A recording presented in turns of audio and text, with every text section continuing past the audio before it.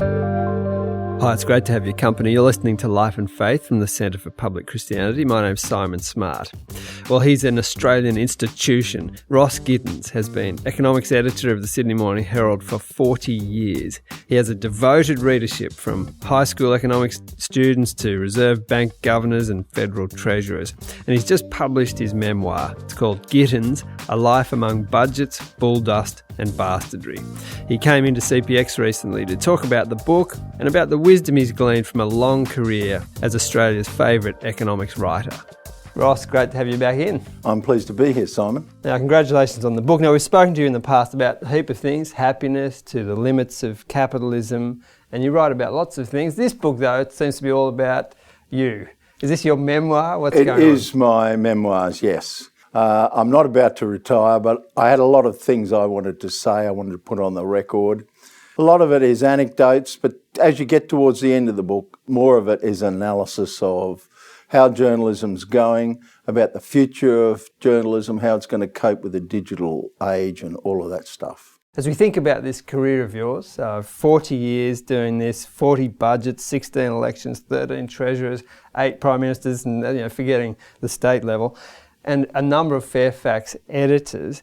I wonder if you could just make a comment to begin with on the ways in which you've seen Australian society change fundamentally, perhaps when it comes to politics. Well, the economy's changed a lot, obviously, but the politics has changed. And I hope I don't sound like I'm just an old fogey when I say that I think that political standards, which probably weren't all that high, and it's a mistake to think that everything used to be really good, but I think standards of political behaviour have declined, and I think they've declined pretty much over the 40 years that I've been watching very closely. And I think that's a long history of politicians making promises, election promises, that they don't intend to keep, of politicians saying things that are really tricky, where they can say, well, you thought that's what I meant, but I really meant this. When what they originally said had been crafted to make you misunderstand them and to give them an out later after the election. And then they wonder why a politician who's done all these things to help him stay in office, then they say, people have stopped listening to him. I wonder why. Now, you're a fairly optimistic person, though. So do you have moments where you think, no, but there's a way out of this? It feels kind of gridlocked. The media cycle plays into this as well, doesn't it? It does. And I think there's a symbiotic relationship between the media and the politicians. I think between them, they make it worse. I am an optimist and I don't give up. And I do think it's possible for us to have an improvement in the standard of political life. That improvement will start when the politicians realise they've hit rock bottom, where they realise they have very little credibility, that nobody has much trust in either side, and they have to start the very long process of rebuilding our trust and our confidence in them to be reasonably straight, reasonably honest, to not make promises that they aren't very confident they can keep. And if they make a promise that they're not confident they can keep, they ought to add the qualifications at the time. Now, you acknowledge in the book that you failed macroeconomics for the first time at university and commerce stats twice. I'm sure if I'd done commerce stats, I would have been with you. And then you started as an accountant. How on earth did you get to this position of being such a popular, important economic journalist? I did a lot of courses in economics at university, but I did become an accountant. When I arrived at the Herald many moons ago, I was an accountant. I happened to arrive at a time when the editors of Australia were just suddenly realising that the biggest part of politics was actually economics, and they needed a lot more people who are capable of writing about economics, and they needed to find them in a hurry. And they said to me, you're an accountant, economist, pretty much the same thing, isn't it? You'll do. And I have spent most of the subsequent 40 years boning up on the topic. Well, I think you've done it very well.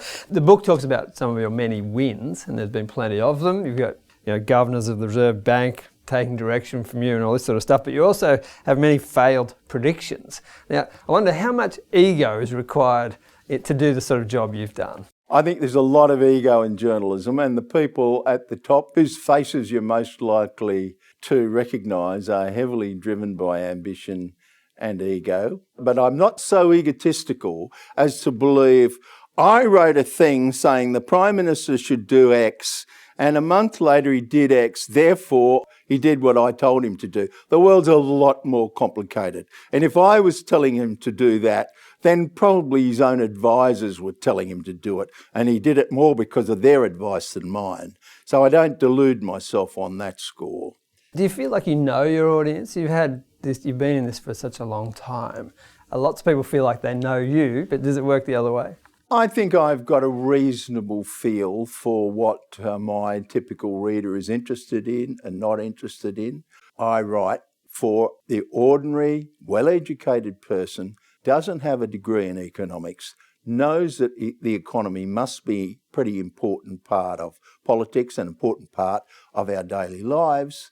And so if they can find somebody who can help them understand that without too much stress and strain, then there'll always be a job for me. And I'm sure that's what marks out your writing as distinct. Another thing that might be part of that would be the fact that, unlike perhaps some economists, you recognise that while the economy is very important, that there's more to life than this. Is that an important part of your writing as well? That is the most important thing that I have discovered in 40 years of writing about the economy. I don't know quite when in the 40 years it happened, but eventually I realised that the economy was important, but lots of other things were important, and that in the modern world, in a very materialist world, a hyper-materialist world, a world in which we take the material more seriously than we might have done 50 years ago, the huge danger is saying, let's just mould everything on the basis of we all get richer. And I think that's crazy. I think it's dangerous, and it gets it all the wrong way round. The economy has got to be for people. It's got to make people better off. And if it sacrifices too many people in the process of making us all richer, there's something wrong with it, and we should stop doing that. And I also think that politicians should stop getting all their advice from economists, and occasionally they should consult psychologists, sociologists, even prelates. Even religious people have got something to say about how you line up your values and how you make sure you run the country in a way that's good for people. Yes, and as you've watched the economy ebb and flow a bit over the years, we've remained a very wealthy community. What do you think of our attitude to things like foreign aid and the seemingly endless cutting of that these days? Like we somehow managed to convince ourselves we're under threat and we're in danger of poverty ourselves. You've said it. That is the amazing thing. We are one of the richest countries in the world per person. We've had a hugely successful economy for the past 20-odd years. It's been 24 years since the last serious recession. Very few, if any, other rich countries can say that. So we've been hugely successful. We've had the big resources boom, which all of us have got a share of. In strange ways, like a low dollar means I took a lot of overseas trips. Guess what? You got your share of the resources boom. So we are really a very rich country. We're a very fortunate country. We've done surprisingly well in the rough times before and after the global financial crisis. And yet we tell ourselves that we couldn't possibly spare any money for all those poor people overseas. It's really just pure selfishness that says a rich country like ours can't afford to help poor people in other countries. If you've just joined us, you're listening to Life and Faith, and today we're bringing you an interview with Ross Gittins, long-time Fairfax journalist and economics editor and author. His new book is just out. It's called Gittins, A Life Among Budgets, Bulldust and Bastardry. Now, you speak very warmly about your growing up in the Salvation Army. Your family was very much in the Salvos. You were an officer's kid. And you describe yourself as a backslider these days, but you trace a lot of who you are and the way you work to that background, don't you? Look, I think that every Australian, because Australia, like other Western countries, has been at least nominally Christian for centuries, I think the Christian ethic is deeply ingrained in the way we run our society. But when you've grown up in the church, like I did, it's kind of even more deeply ingrained. And I would like to think that subjects I write about, the things that I think are important, the policies that I say are good, the policies that I say are bad, are influenced not by me being on one side of politics or the other, but by a set of values which are essentially Christian morality. Hard, if not impossible, though it is, to live up to the ideals that Jesus laid down. Now, when you think, though, as having had that experience as a child and then had a kind of warmth towards it anyway these days, that experience of being a believer, it's increasingly strange in our culture today. What do you think is the most attractive thing that a believer has and then brings to the society? Honesty, a great reluctance to lie to people. I hope that my parents have left me with that. Yeah. It's pretty important. Mm.